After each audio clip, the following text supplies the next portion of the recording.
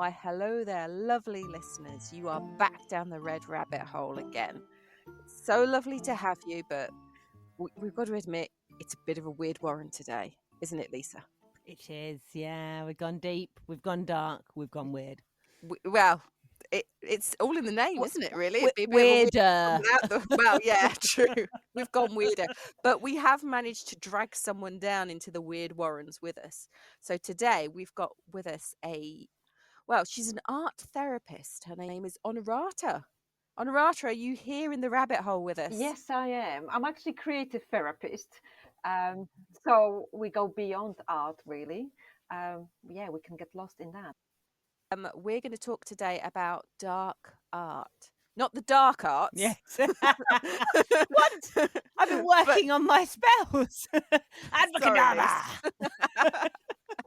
But dark art and how it can help and, all that lovely, juicy, good stuff. So, Honorata, tell us a little bit about what you do and how you kind of came about doing it. So I work as a creative therapist. I work a lot with trauma and suffering, really, and emotional pain through creative materials. Would that be drawing, painting, or working with clay or sand tray?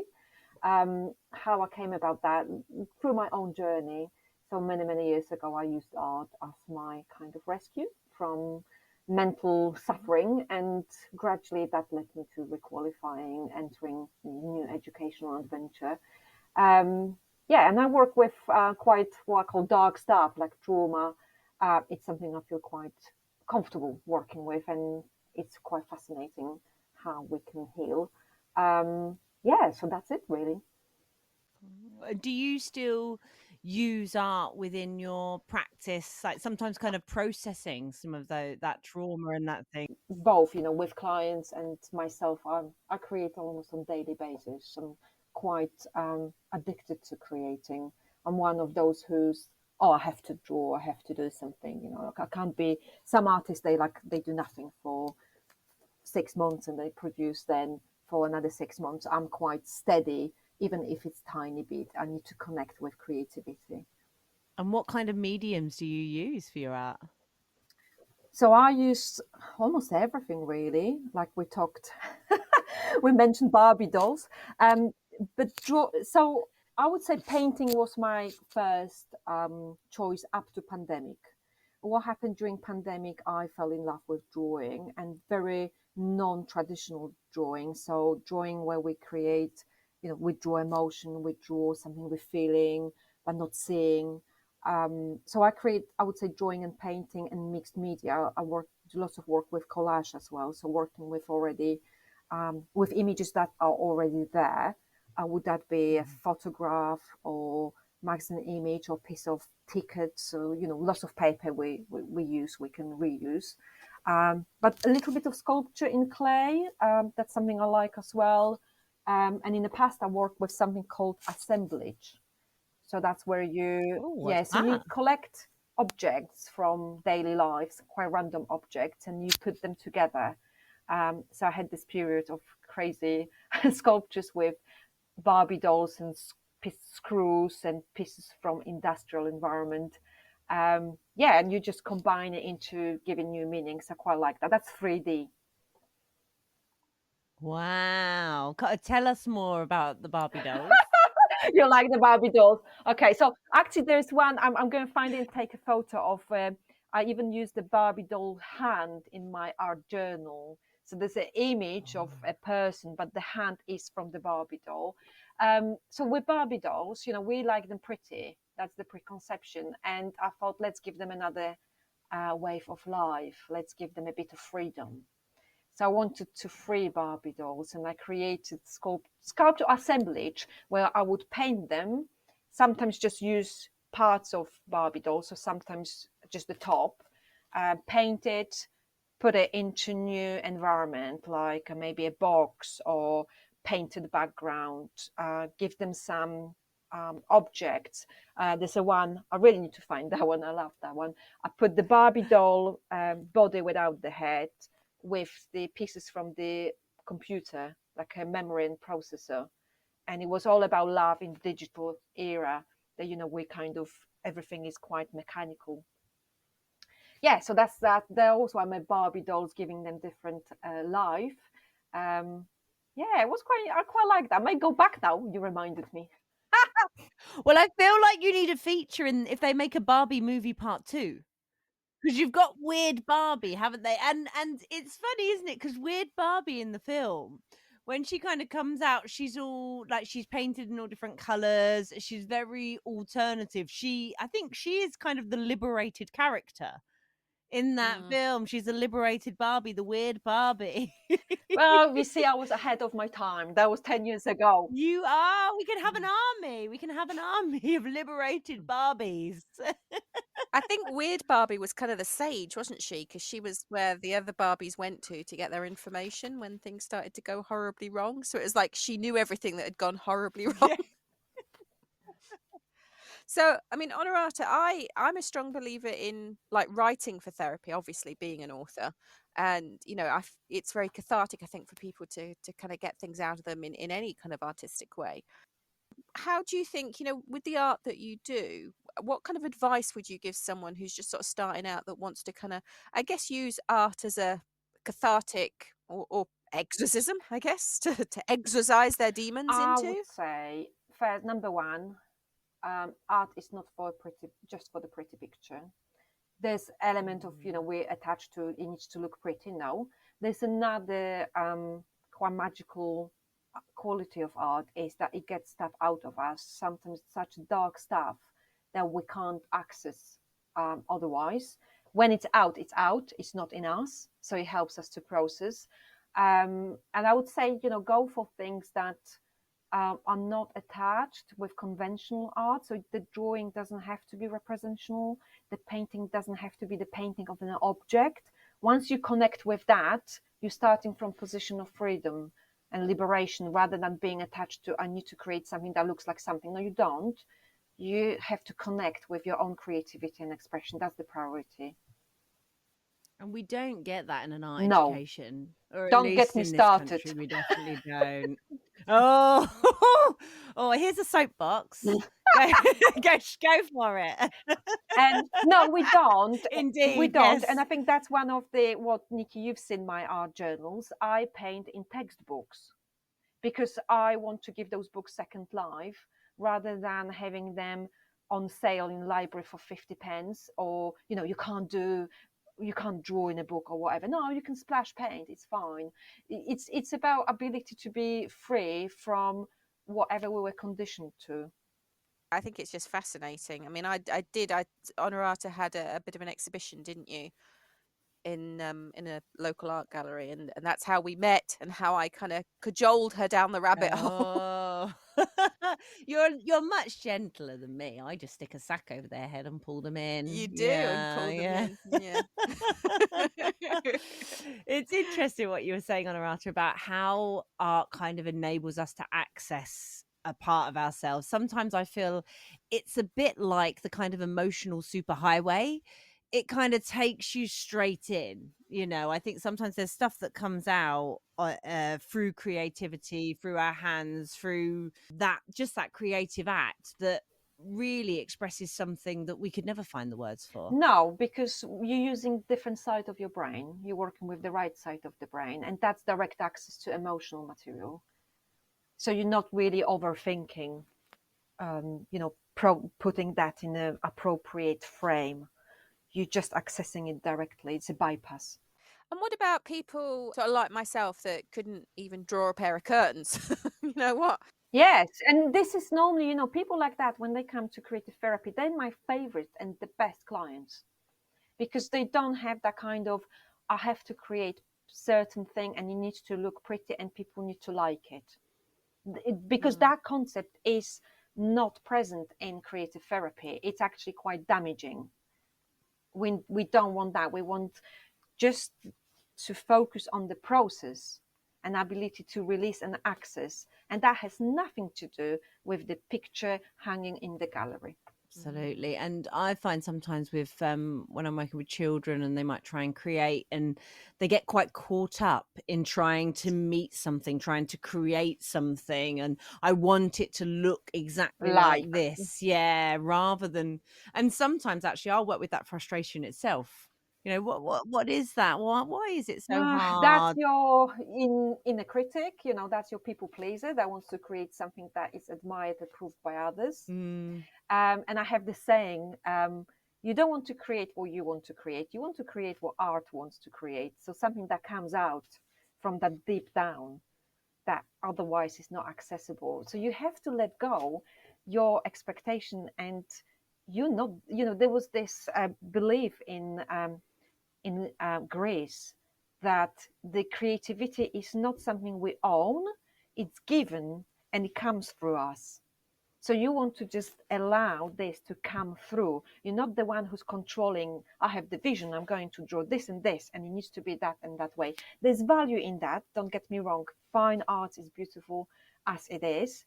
But when we look from more therapeutic perspective, it's a very different process. It's got nothing to do with the outcome. We need to detach from that.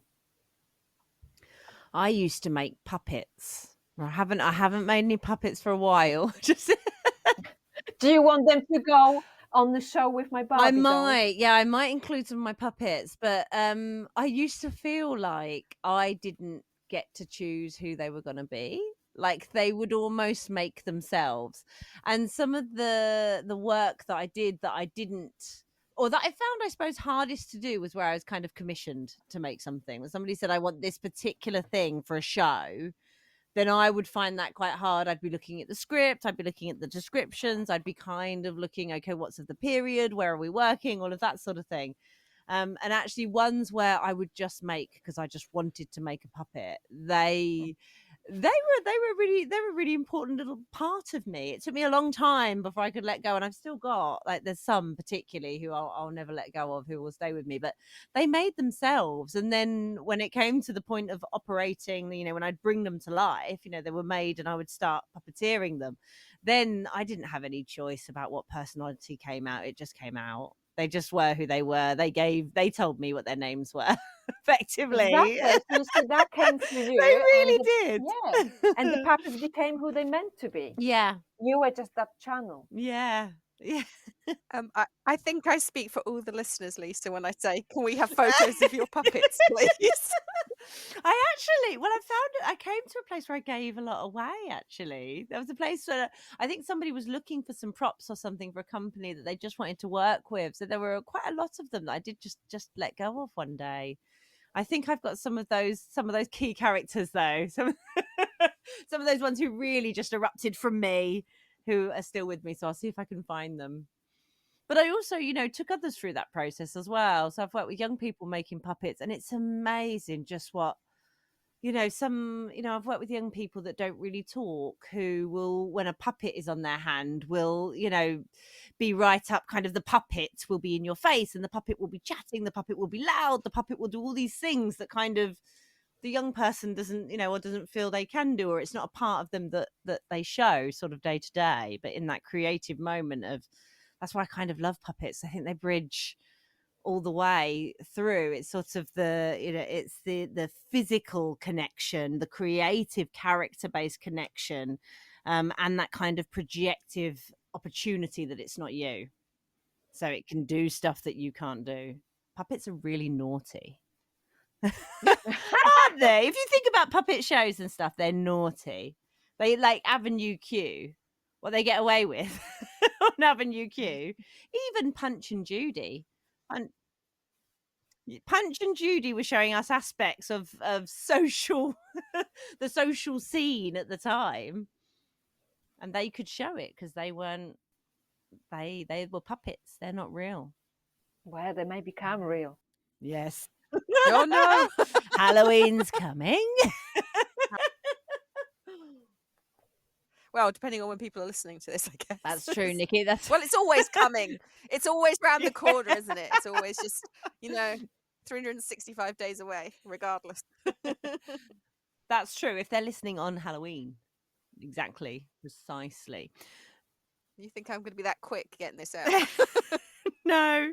But also people can listen whenever they want, can't they? They can. They can come to it whenever they like. So starting to think about kind of art in when working perhaps with criminals, and I think something that we were going to look at a little bit today was kind of around serial killers and serial killer art.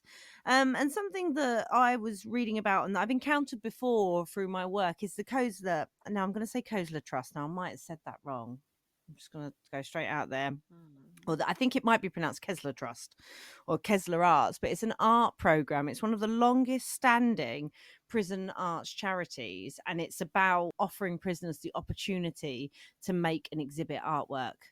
And it's incredible. The work that they do is absolutely incredible, and you can buy it's poetry, it's visual arts, it's sculpture, it's all sorts of things. But I wonder if I often think I wonder if they'd found an outlet like that before, or an opportunity to explore those parts of themselves before, if there would have then been like a different pathway for them. Hard to answer, because those are complex. There may be complex reasons why people are where they are. However, the ability to process and express their experience through something completely different, something they maybe some of them never done before, it's almost like gives them, ironically, degree of freedom. Yeah. And maybe they were told in school, you've got to make this, and if you can't achieve this, then you're simply not good enough.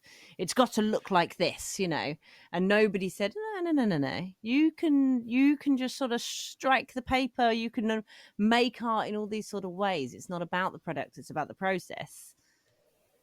Maybe there would have been that, but some of the work is absolutely stunning. If you ever get a chance to go to one of the exhibitions, it's an amazing thing to see.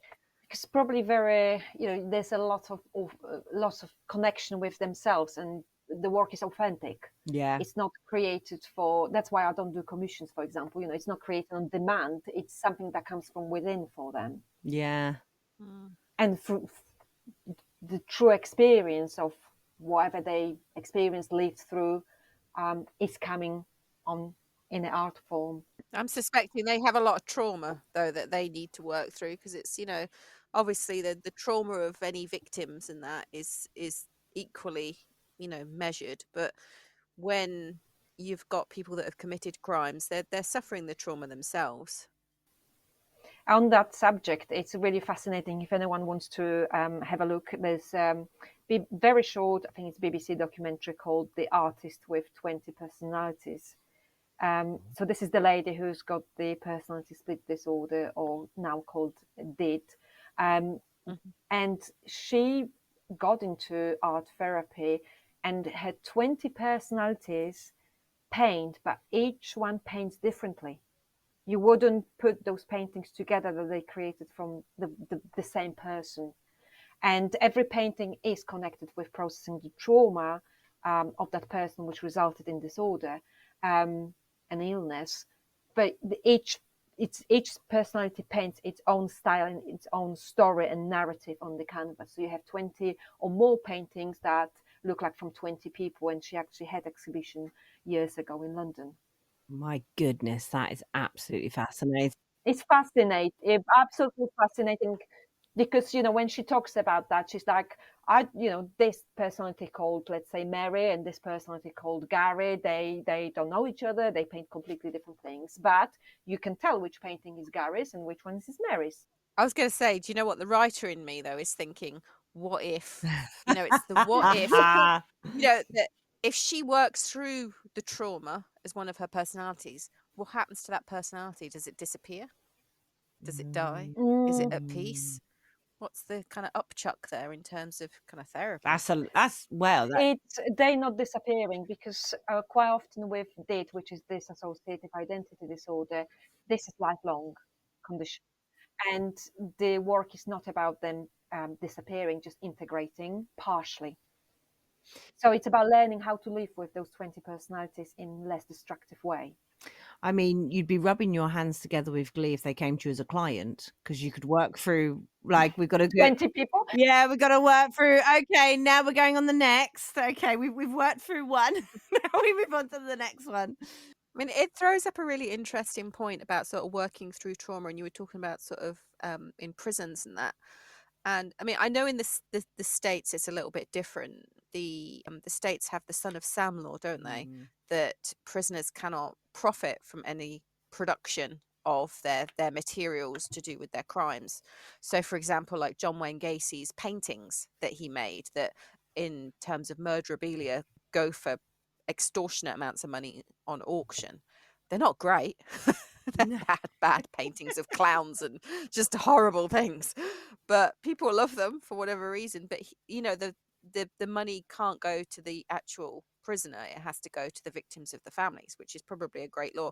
I just don't know whether that extends itself to the UK in terms of, you know, prisoners can't profit off the kind of, and I know off Honorata, from your kind of point of view, you the profit is neither here nor there, because it's more working through the trauma, isn't it, from your side? Yes, But I always think, you know, people want to get hold of these things, don't they? but also we have to bear in mind that very often the authenticity of work which is created from dark places of the soul may create, I'm not talking about pretty art, I'm creating about authentic art that may not look pretty but has massive value, and still can be something that can form exhibition and find buyers. It's just different audience. This is not the audience who wants to have, you know, sunflowers in the kitchen kind of painting. What about kind of the artwork of Cavaggio? So creates very, very dark images and artwork, and wasn't he did commit a crime, didn't he? Didn't he murder a pimp? Am I am I just making that up? I might be making that up. That's I might have to let me go and do a fact check on that one. But I'm sure he did engage in some criminal activity, and his artwork is very dark, kind of in nature. It's, you know, you'll know if you don't know who I'm talking about, listeners, look it up and you will find some pieces, and you will know that you've seen one somewhere and it's stuck in your mind, because it's often quite brutal imagery that is then very delicately and beautifully painted, so that you can really, it sort of takes you there. Is it the man eating the baby? I think, is that a Cavaggio? It might be. Yeah, yeah. The god, is it? Yeah, Zeus eating. Or no, or is it Zeus's dad? But you know, yeah, the one that ate the babies of the, yes, yeah, it's Kronos. Kronos eating the babies. Yeah. But then again, that was taken from myth anyway. So it's like he translated it. It wasn't effectively part of his darkness. No, but it's, you know, ability to portray that and not being afraid. That's his concept. He translated it from somewhere else and brought it in his version to the world. He murdered a pimp in Rome during a Now we duel. know. So he did. It was in a duel. I mean, I kind of think that's slightly fair if it's in a duel. It wasn't just, hey, in the street. Oh, no, yeah. What, like a pistols at dawn duel, or like Oh, swords, I or don't know. is there any detail? But and I kind of think, I mean, of all the people to murder, a pimp's probably, I don't want to say just, God. but I kind of feel like he was perhaps, you know, like protecting a woman's honor, I'd like to think. Maybe. I don't know. You want to look it pretty, don't you? Yeah. She's trying to pretty the art now. Yeah. Yeah. Romanticize it just a little bit, just for my own sensibilities, my sense and sensibilities. Well, there was another Renaissance Italian with a violent streak. Apparently, sculptor Cellini worked for an all-powerful family in Florence, and he was prosecuted for murder, theft, and sodomy. There you go. And his sculpture that you may well have seen, and also Ronnie and Reggie Cray. And this they've got I don't know which one it is, because it just says R. Cray on it, but there's in this article that I'll put the link to in the show notes, there's there's a picture of one of the paintings, and like you said, it's not great. Definitely, I reckon some of my 6-year-old might give him a run for his money on this one. But like Honorata was saying, as long as they, I guess, exercise their demons onto the page or whatever format they wanted to do, that's kind of the point. And I can see that trying to kind of, I suppose, reach for perfection in these things kind of defeats the object. Yes, that's true. And maybe, you know, beauty's in the eye of the beholder. Maybe. When it comes to art. It's a very interesting kind of, I've heard a lot of people refer to art in terms of, I suppose, value theory, because, you know, people tend to say, okay, well, like the Mona Lisa is worth X amount of millions. But to someone who looks at it and actually says, I don't like that, it's not worth anything at all. She should be grinning. I wanted a smiling picture of her. Just choose are you happy or are you sad? Make a decision. Well, the rumor was that the Mona Lisa is actually Leonardo da Vinci in There drag. was a rumor like that. Yeah. And that it was a self-portrait, which would be incredibly interesting. Oh. I just would like to see her teeth. Maybe she hasn't got any teeth. Exactly. Yeah, maybe she's toothless or she's sucking something. That's why she's not smiling. She just be. got stung by a wasp or something. I saw it in Paris, and I just remember thinking it's a tiny painting, isn't it? Yes, it's not big. It's like an A5, and I'm thinking it would at least be A4 or so, but it was absolutely. And I remember queuing up for it and thinking, oh, it's a long way away. But of course, the closer I got, the more I realised actually it's not a long. You way only away. like 2 or It's 3 back in the small. queue. Yeah. But by then I was kind of committed to the queue, so I just thought, oh, I'm going to stick this out and get to the front. That's how they get you. Well, we are coming to the end of our Weird Warren. Oh, goodness. So that went quick. I know, it did. It went very, very quick. Is Honorata gone? Where's she gone? Oh. We were going to keep We her. were. Honorata, are you escaping? I think she's found my supply of black ink, and she's popped it all over and slipped away into the darkness. Or she might still be here. We don't know. Can't see. She's dark down here, Nikki. Well, we'll know if she's still here if Barbies start turning up in various forms, like poking out the wall, looking at us. Oh, yeah, I love that. it'd be awesome. I think that would really add to the rabbit hole vibe, to be fair. Well, before you escape for good, Honorata, let us know where listeners can see your art or get in touch with you. Okay, I was just on my way out. Come on.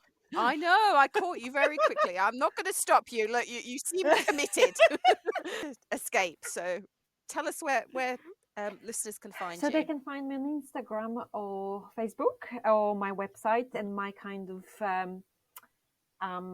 online second surname, because nobody can pronounce my surname, is we're going to put links down for you anyway, so you send us the link. But my kind of online presence is under Artlysing. So this is the word coined by myself to replace the word analyzing. So we use art to analyze and understand ourselves. So it's artlysing.com. I like that. Fantastic. We will put those links in the show notes anyway for listeners, so they can see you. Yes. And we will be putting up some social media, won't we, Lisa, with your puppets? Definitely. and yes, and some Barbies as well. I mean, yes, hopefully. I will dig out my Barbies for you too. So hopefully I find them. Hopefully I find it so I can take a photo. Are you gonna dig out the ones that are in the walls of the Warren that you can slipping in a little piece of artwork? I kind of love the idea of that. I'd love a little frame and then like a little Barbie in the mud of the wall of the rabbit hole.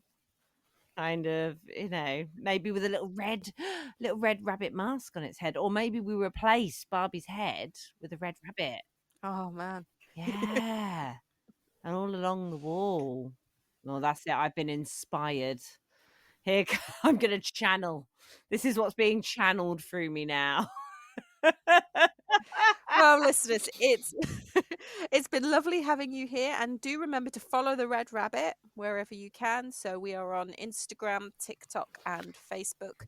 We also have a Patreon as well, so if you want more content, do sign up there. But also remember, we are still a new podcast, so subscribe wherever you're listening to. It doesn't cost you anything, and it makes a massive deal to us.